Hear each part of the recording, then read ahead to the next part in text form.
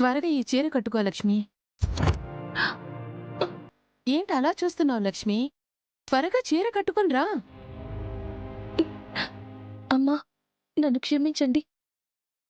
నేను ఈ చీర కట్టుకోలేను, ఈ పెళ్లి చేసుకోలేను. ఎందుకు చేసుకోవు? ఎందుకు ఇష్టం లేదు? అందుకేనా చీర కట్టుకోకుండా అలాగే వచ్చావు?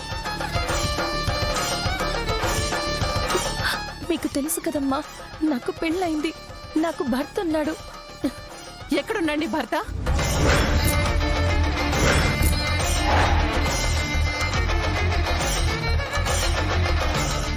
నీ మెడలో పలుకుతాడు కట్టినట్టు పసుపు తాడు కట్టి నిన్ను నడి రోడ్డు మీద వదిలేసి వెళ్లిన వాడి గురించి నువ్వు ఎదురు చూస్తూ నీ జీవితాన్ని నాశనం చేసుకుంటావా?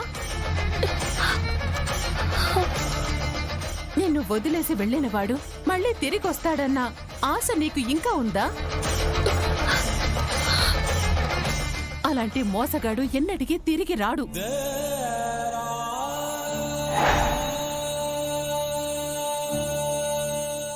అతను మోసగాడు కాదమ్మా. తాళి కట్టి నీ జీవితాన్ని ఎటూ కాకుండా చేసినవాడు మోసగాడు కాకుండా మంచివాడు ఎలా అవుతాడు?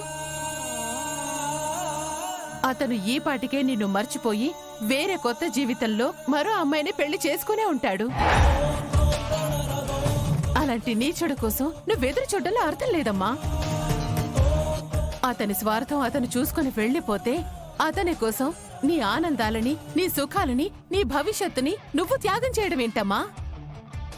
నీకు నా మాటంటే ఏమాత్రం గౌరవం ఉన్నా ఈ చీర కట్టుకుని మదంతో పెళ్లికి సిద్ధపడు.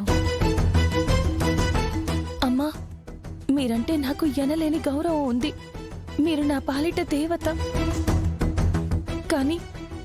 కానీ ఈ పెళ్లి మాత్రం నేను చేసుకోలేనమ్మా.